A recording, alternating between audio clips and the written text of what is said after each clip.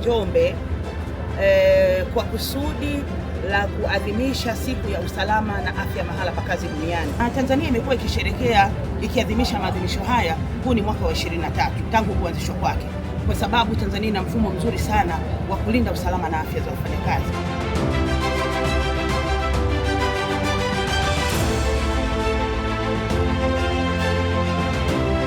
Kupitia ofisi yetu, Watanzania watafahamu kwamba tunazo fursa mbalimbali kuhusiana na vijana kupitia idara yetu ya ajira.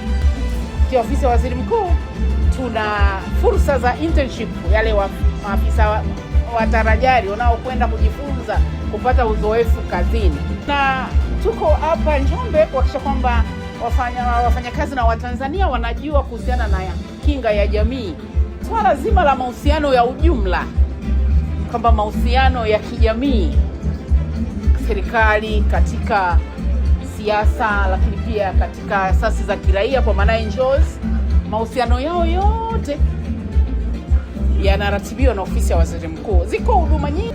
Tunatamani kabisa kuelekea kilele cha maadhimisho ya siku kuu ya wafanyakazi duniani. Watanzania na wananchi kwa ujumla wakaribia kwenye banda la ofisi ya Waziri Mkuu ili waweze kupata huduma ambazo tunazitoa.